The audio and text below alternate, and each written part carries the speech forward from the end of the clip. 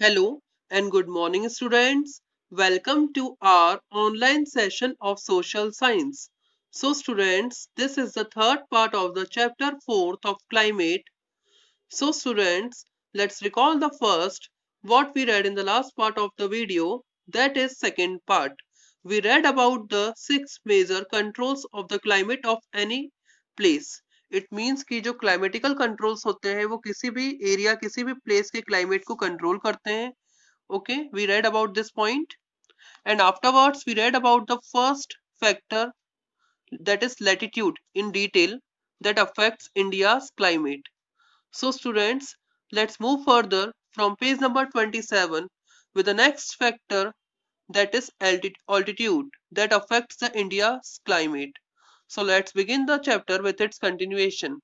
So students, yesterday we have covered till here. So today we have covered till here, sorry.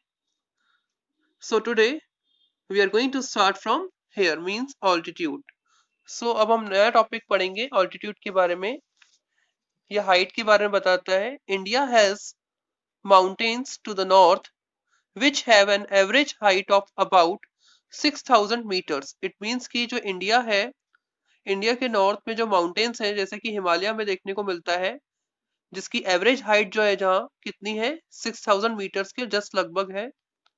India has a vast coastal area where the maximum elevation is about 30 meters. तो देखा जाए तो India में जो coastal India के पास बहुत सारा vast coastal area है, ठीक है. तो मैक्सिमम एलिवेशन जो देखा जाता है वो कितना देखा जाता है 30 मीटर्स देखा जाता है. The Himalaya prevent the cold winds from the central Asia from entering the sub continent. तो जो हिमालय है वो कोल्ड विंड्स को रोकता है, सेंट्रल एशिया से आने वाली जो कोल्ड विंड्स होती है उनको रोकता है ताकि वो सब कॉन्टिनेंट में एंटर नहीं कर सकें. ठीक है. It is because of these mountains that this subcontinent experiences comparatively milder winter as compare to the central Asia. तो इस माउंटेन की वजह से इतनी सर्दी नहीं होती जितनी आपको सेंट्रल एशिया में देखने को मिलती है. तो कहीं ना कहीं इसे प्रोटेक्ट करता है. So students, next we will discuss about the pressure and the winds. तो ये भी कहीं ना कहीं क्लाइमेट को बहुत ज्यादा अफेक्ट करता है. The climate and associated weather conditions in India are governed by the following atmospheric conditions. तो जो क्लाइमेट है और जो वेदर है, जो क्लाइमेट और वेदर कंडीशंस है इंडिया में, वो कहीं ना कहीं कई तरह के एटमॉस्फेरिक कंडीशंस से इन्फ्लुएंस होती है. अब क्या क्या चीजें जिसकी वजह से इन्फ्लुएंस होती है, for example pressure and surface winds. Second है upper air circulation etcetera. Third है western cyclonic disturbance and tropical cyclones. तो इन सारी चीजों की वजह से क्लाइमेट और वेदर जो है वो इंडिया में कहीं ना कहीं कंट्रोल होता है, अफेक्टेड होता है. So India lies in the region of north easterly winds. तो इंडिया जो है वो नॉर्थ ईस्टर्ली विंड्स वाले रीजन में लाई करता है. ठीक है. These winds originate from the सब tropical high pressure belt of the northern hemisphere. तो ये जो विंड्स हैं ये ओरिजिनेट कहाँ से होती है, सब ट्रॉपिकल हाई प्रेशर बेल्ट जो है नॉर्दर्न हेमिस्फीयर का यहाँ से ओरिजिनेट होती है. दे ब्लो साउथवर्ड्स, वे साउथवर्ड्स ब्लो करती हैं and get deflected to the right due to the Coriolis force. और राइट की तरफ डिफ्लेक्ट होती हैं बिकॉज ऑफ कोरोलियल फोर्स की वजह से. And move towards the equatorial low pressure area. और किस जगह मूव करती हैं, इक्वेटोरियल लो प्रेशर एरिया की तरफ मूव करती हैं. ओके. तो ये पूरा यहाँ पर दिया हुआ है. ये ब्लो कहाँ करती हैं, देखा जाए तो ये ब्लो करती हैं साउथवर्ड्स और डिफ्लेक्टेड होती है राइट की तरफ बिकॉज ऑफ कोरिलियल फोर्स की वजह से. और मूव करती है किस जगह, मूव किस साइड मूव करती है, इक्वेटोरियल लो प्रेशर एरिया की तरफ ये मूव करती हैं. ओके. सो स्टूडेंट्स, अगर आप इस डायग्राम की तरफ देखें, इस इमेज की तरफ, तो आपको एक अर्थ का इमेज दिया हुआ है. तो ये वाला जो एरिया है ये पूरा आपका इस वाले पार्ट में ये इंडिया आता है आपका. तो यहाँ पर ही आपकी कौन सी जो विंड्स हैं, ये है north easterly winds. North easterly winds है, इसे हम ट्रेड विंड्स भी बोलते हैं. तो कहीं ना कहीं अगर जो विंड मूव करती है हाई प्रेशर एरिया की तरफ से, जैसे मूव करती है तो ये कहाँ की तरफ डिफ्लेक्ट कर जाती है, राइट की तरफ डिफ्लेक्ट कर जाती है. अभी राइट की तरफ डिफ्लेक्ट क्यों करती है, बिकॉज ऑफ कोरोलिस फोर्स, जैसा कि हमने रीड किया था. तो कोरोलिस फोर्स होता क्या है, तो ये एक तरह का फोर्स होता है जो कि अर्थ के रोटेशन की वजह से लगता है. यानी कि जब अर्थ रोटेट करता है तो उसकी वजह से एक फोर्स जनरेट होता है जो कि विंड्स पर काम करता है और भी चीजों पर काम करता है।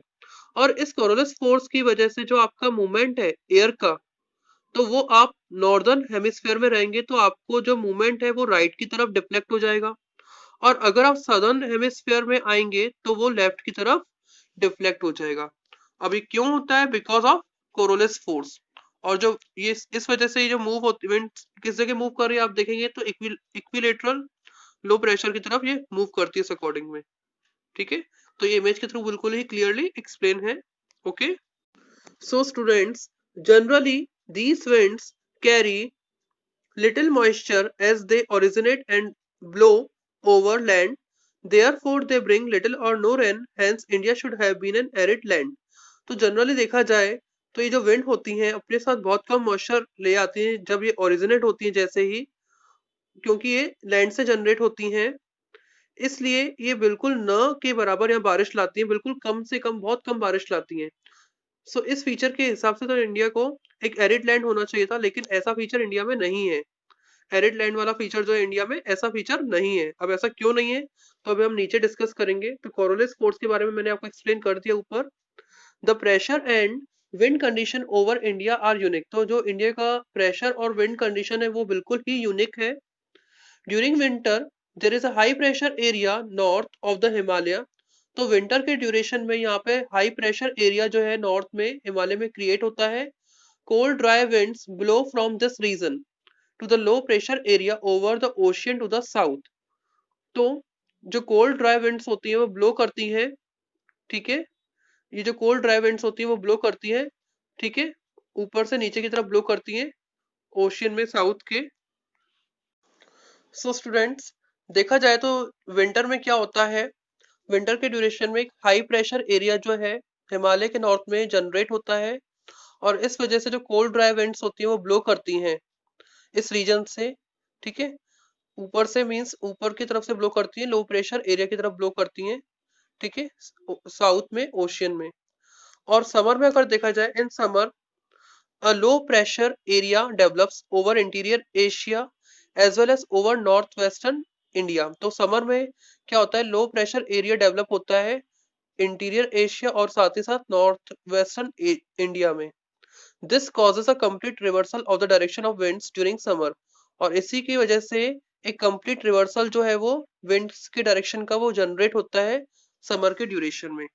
ठीक है, तो देखा जाए तो विंटर में जो होती है विंड्स मूव करती हैं ऊपर से नीचे की और समर में बिल्कुल जस्ट रिवर्सल हो जाता है, रिवर्स हो जाती है, उसमें नीचे से ऊपर की ओर ब्लो करती है। तो इसको अगर हम इस पे समझें, जैसे आपका जैसे अब क्या होगा, विंटर में क्या होता है, जैसे विंटर में अगर आप देखेंगे, विंटर में तो विंटर में क्या होता है, ऊपर से नीचे की ओर होती हैं। ठीक है, ऊपर जैसे अगर विंटर में क्या होगा, ऊपर जैसे आपका हाई प्रेशर डेवलप हो रहा है, ठीक है, तो ऊपर अगर आपका हाई प्रेशर डेवलप हो रहा है, ऊपर अगर आप ऊपर की तरफ देखें, अगर आपका हाई प्रेशर डेवलप हो रहा है, ठीक है, विंटर में, तो जो विंड ब्लो करेगी वो ऊपर से नीचे की ओर ब्लो करेगी। ठीक है, इस तरह से ब्लो करेगी नीचे की ओर, क्योंकि नीचे कौन सा एरिया डेवलप हो रहा है, लो प्रेशर एरिया डेवलप हो रहा है, ये विंटर में होता है। ठीक है, हाई प्रेशर से लो प्रेशर की तरफ मूव कर रही है, ब्लो कर रही है।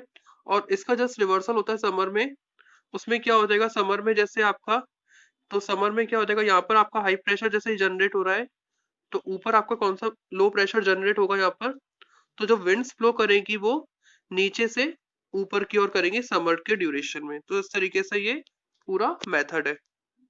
So students, air moves from the high pressure area over the southern Indian ocean in a southeasterly direction, crosses the equator and turns right towards the low pressure area over the Indian subcontinent. So students, these are known as the southwest monsoon winds। तो इसे अगर हम diagram के through समझें, तो जैसे यहाँ पर अगर हाई प्रेशर एरिया है, यहाँ पर अगर हाई प्रेशर एरिया है, ठीक है, और यहाँ पर अगर लो प्रेशर एरिया बन रहा है, ठीक है, लो प्रेशर एरिया बन रहा है, तो जो विंड्स मूव कर रही है इस डायरेक्शन की ओर, ठीक है, तो क्या होता है, जैसे ही ये इक्वेटर को पास करती हैं, जैसे इक्वेटर को पास करती है तो इनका डायरेक्शन क्या हो जाता है, चेंज हो जाता है।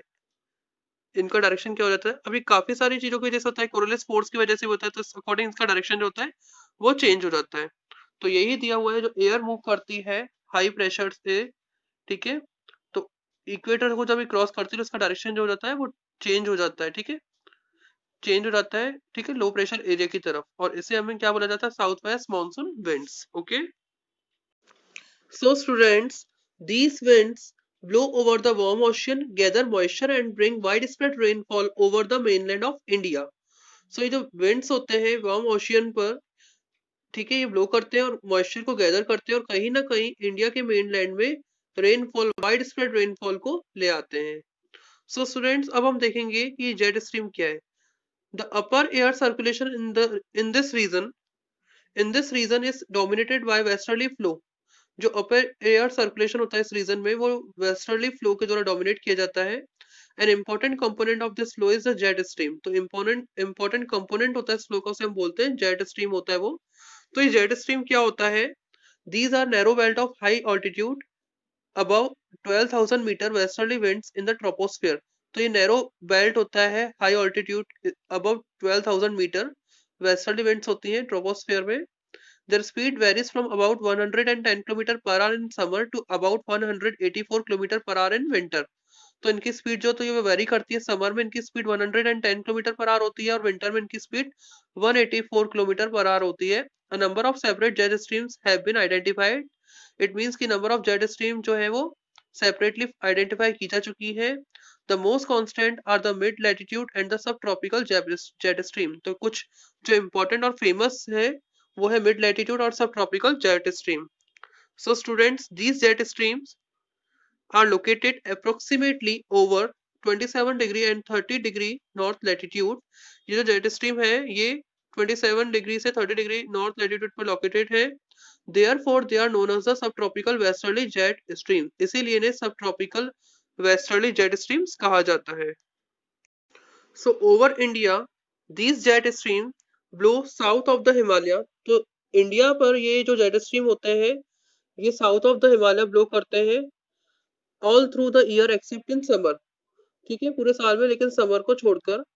The western cyclonic disturbance experience in the north and the north western parts of the country are brought by this westerly flow. तो जो वेस्टर्न साइक्लोनिक डिस्टर्बेंस होता है जो नॉर्थ में और नॉर्थ वेस्टर्न पार्ट्स में एक्सपीरियंस किया जाता है देश के, तो वेस्टर्ली फ्लो के द्वारा लाया जाता है। वेस्टर्न साइक्लोनिक डिस्टर्बेंस से लिखा हुआ है, वेस्टर्न साइक्लोनिक डिस्टर्बेंस और weather phenomenon of the winter months brought in by the westerly flow from the Mediterranean region। तो वेस्टर्न साइक्लोनिक डिस्टर्बेंस जो होते हैं वो वेदर फेनोमेनन्स होते हैं विंटर मंथ्स के, जो वेस्टर्ली फ्लो के द्वारा लाए जाते हैं मेडिटेरियन रीजन से।